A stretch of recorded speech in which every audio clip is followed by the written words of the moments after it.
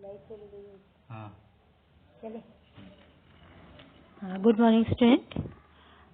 आज हम क्लास 7 से फर्स्ट चैप्टर लिटरेचर से फर्स्ट चैप्टर अपनी बिटिया के लिए पढ़ेंगे, जिसके रचयिता हैं सर्वेश्वर दयाल सक्सेना। सर्वेश्वर दयाल सक्सेना जी ने इनका जन्म 15 सितंबर 1927 को बस्ती जिले के उत्तर प्रदेश में हुआ था। इनका परिचय हमें तीसरे शतक में एक सशक्त रूप के कवि के रूप में मिलता है।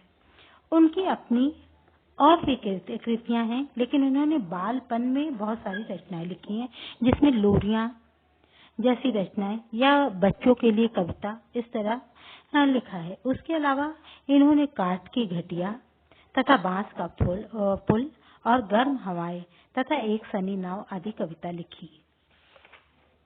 आज हम इन्हीं की कविताओं में पढ़ेंगे अपनी बिटिया के लिए। तो ये एक माध्यम अपनी बिटिया के लिए इन्होंने लिखा, तो एक माँ का बेटी के प्रति स्नेह कि कैसा स्नेह है, वो अपनी सोती हुई बच्ची को किस प्रेम से जगाती है। तो इस कविता में उन्होंने उपमाओं, प्रतीक तथा बिंबों के माध्यम से जिस तरह से बच्चे प्रकृति को देखने का प्रयास करते हैं, जैसे वो बिंबों के माध्यम से प्रकृति को देखते हैं, सूरज को छोटे बच्चे जैसा समझते हैं, चांद को जैसा समझते हैं, वो एक खिलौने के माध्यम से जैसा समझते हैं, तो उसी माध्यम से इन्होंने उस बिटिया को मनाने का प्रयास किया है। जो कविताओं में जिससे ऐसा होता है कि इनकी विचार शक्ति, बच्चों की विचार शक्ति का और भी विकास होता है। प्रस्तुत कविता में उन्होंने बाल जीवन से संबंधित वस्तुओं की तुलना में बिंबों की रचना करके बाल मनोभावों को, प्रकृति को बाल जीवन से जोड़ा और प्राकृतिक बिंबों की रचना की तथा बाल मनोभावों को बहुत ही मनोरम ढंग से प्रस्तुत करने का प्रयास किया है, जिसमें माँ के माध्यम से कवि कह रहे हैं कि पेड़ों के झुनझुने बजने लगे, लुढ़कती आ रही सूरज की लाल गेंद, उठ मेरी बेटी सुबह हो गई। एक माँ अपनी बेटी को बड़े स्नेह से जगाती है और कहती है कि ए बेटा, अब उठ जाओ, देखो इतनी तेज हवा चल रही है, मंद पवन, ठंडी ठंडी हवा से पेड़ भी मानो खुश होकर के झुनझुनों जैसे बज रहे हैं। पेड़ों को तो देखो, जैसा झुनझुना तुम बजाती हो वैसा ही झुनझुना पेड़ भी बजाने लगे, जो कि पवन के स्पर्श से बज रहे हैं। और जो सूरज उगता दिखाई दे रहा है, वो तो मानो लग रहा है आकाश में कोई गेंद लुढ़कती हुई चली आ रही है। अगर तुम्हें देखना हो तो जल्दी उठ जाओ, हे मेरी बेटी सुबह हो गई। तुम अगर प्रकृति का दृश्य देखना चाहती हो, प्रकृति को अपने समीप पाना चाहती हो, तो पुनः उठ जाओ। और देखो, तुमने जो रात को गुब्बारे छोड़े थे, जो गैस के गुब्बारे तुमने छोड़े थे, तो कहाँ गुम हो गए? देखो देखो, ढूंढो उसे, तुमको ढूंढना नहीं क्या? गैस के गुब्बारे और तारे जो तुमने रात को देखे थे, अब नहीं दिखाई दे रहे, जाने कितने, लगता है कि बहुत ऊपर चले गए। तो और जो तुमने फिरकी नचाई थी, उसके संपर्क में आकर मानो चांद अब गिरने वाला है। जो चांद रात को तुम देख रही थी, वो मानो तुम्हारे फिरकी के संपर्क में आकर गिरने वाला। क्या तुमने अब उसे उठाना नहीं? हे मेरी बेटी, अब उठ जाओ, सुबह हो गई। रात के दृश्य बदल चुके हैं और सुबह का दृश्य परिवर्तित हो चुका है। रात्रि ने अपना आश्रय छोड़ करके पुनः सुबह को दे दिया है।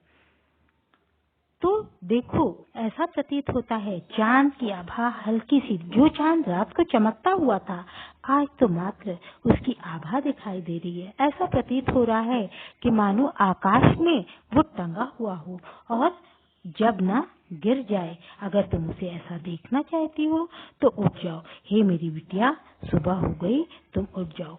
और सुनो, जो तुमने थपकियां देकर अपने गुड़ियों गुड्डों को सुलाया था, जो तुम्हारी गुड़ियों गुड्डों की टोलियां थी, जिसे तुमने थपकियों से सुलाया था, लोरियों से सुलाया था, वो तो उठ गए, तुम्हें नहीं उठना। वो उठ करके ऐसा लग रहा है कि ऊंचे टीले पर बैठे हैं, उनके मुंह रात को सोने से गंदे हो गए हैं वो आंखें मल रहे हैं, उन्हें सब कुछ धुंधला सा दिखाई दे रहा है। तुम उठ जाओ, अपने गुड़िया गुड्डे को नहीं सहेजना क्या? और जो तुम्हारे गुड्डे की जरतारी टोपी थी, जरतारी अर्थात हीरो से जड़ी हुई, जो तुम्हारे गुड्डे की जरतारी टोपी थी जो वो लगाए हुए था, वो उसके सर से गिर पड़ी है। और वो जरतारी टोपी गिर करके नीचे उल्टी जमीन पे उल्टी पड़ी है। और वो कैसी प्रतीत हो रही है? मानो छोटा सा तालाब हो जिसपे सूरज की किरण पड़ रही है तो वो चमक रही है। वो छोटा सा तालाब तुम्हारी गुड़ियों की गुड्डे की जरतारी टोपी जैसा लग रहा है। वह देखो, और जो तुमने अपनी गुड़िया को चुनर उड़ाई थी, वह देखो उड़ी जा रही है चुनर। और जो तुमने अपनी गुड़िया को चुनर उड़ाई थी तो वो ऐसा प्रतीत हो रहा है मानो आकाश में नीला आसमान जब छा रहा है तब ऐसा लग रहा है कि मानो तुम्हारी गुड़िया की चुनर उड़ रही हो। और वही तुम्हारी गुड़िया की चुनर कैसी लग रही है अब धरती पे आके? कैसी लग रही है? मानो कि जो झिलमिल नदी है जिसपे सूरज और चांद की किरणें पड़ती हैं, तो वो झिलमिलाती हुई नदी मानो तुम्हारी गुड़िया की चुनर जैसी प्रतीत हो रही है। उठ मेरी बेटी, सुबह हो गई। तो इस प्रकार से उन्होंने अपनी बेटी को जगाने का प्रयास किया। उस माँ ने अपनी बेटी को जगाने का प्रयास किया जिसमें तनिक भी झुंझलाहट और गुस्सा नहीं था। प्रेम से अपनी बेटी को प्रकृति की सामीप्य से, प्रकृति की उपमाओं से उठाने का प्रयास कर रहे हैं, जिसमें प्रतीक और बिंब का बहुत प्रयोग किया गया। एक बार फिर देखते हैं। पेड़ों के झुनझुने बजने लगे, लुढ़कती आ रही सूरज की लाल गेंद। उठ मेरी बेटी, सुबह हो गई। तूने जो छोड़े थे गैस के गुब्बारे, तारे अब दिखाई नहीं देते, जाने कितने ऊपर चले गए। तो यहाँ पर माँ कह रही है कि मेरी बेटी, प्रकृति को देखो, प्रकृति तो जाग गई, अर्थात रात से सुबह हो गई। पेड़ जो कि सोए हुए थे अब वो भी जाग गए। मंद पवन के झोंकों से मानो वो पवन के स्पर्श अर्थात हवा के स्पर्श से तुम्हारे झुंझुनों के समान बज रहे हैं, उनसे झुंझुनों की सी आवाज आ रही है। और आकाश में उगता हुआ सूर्य मानो तुम्हारी लाल गेंद के समान लग रहा है। और तुमने जो गुब्बारे छोड़े थे, गैस के गुब्बारे, वो कहीं गुम हो गए, दिखाई नहीं दे रहे हैं, लगता है बहुत ऊपर चले गए। और तुमने जो फिरकी नचाई थी उसके संपर्क में आके ऐसा प्रतीत होता है मानो रात वाला चांद अब धरती पर गिरने वाला है। जल्दी उठो, वो अब गिरा तब गिरा, अगर तुम्हें देखना है उठ जाओ। उठ मेरी बेटी, सुबह हो गई। तो और जो तुम्हारे गुड्डे गुड़ियों की हाल ऐसी है जिसे तुमने थपकियां देकर सुलाया था, वो तो तुमसे पहले उठ गए। और उठ करके टीले पर, ऊंचाई पर मुंह रंगे, उनके मुंह गंदे हो गए हैं, आंखें मल रहे हैं और बैठे हुए हैं, तुम्हारे इंतजार में है। तुम जल्दी उठो। और तुम्हारे गुड्डे की जरदारी टोपी, जो हीरो से जड़ी टोपी तुमने पहनाई थी, वो तो गिरकर उल्टी नीचे पड़ी है, ऐसा प्रतीत हो रहा है। उस तलैया को देखो, उस छोटे से तालाब को देखो, उस पे जब सूरज की किरण पड़ रही है तो मानो ऐसा लग रहा है कि वही टोपी उलट करके चमक रही है, वही तालाब तुम्हारी टोपी के समान लग रहा है। वह देखो उड़ी जा रही है चुनर। और जो तुमने अपनी गुड़िया को चुनर उड़ाई थी, वो तो नदी में परिवर्तित हो गई है। मानो ऐसा लग रहा है कि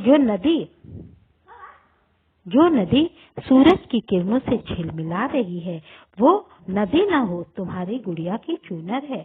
तो हे मेरी बेटी, ऐसा दृश्य देखने के लिए, ऐसा मनोरम दृश्य देखने के लिए पुनः उठ जाओ। तो यहाँ पर आपकी ये कविता समाप्त होती है। आगे असाइनमेंट इसके मिल जाएंगे। Thank you.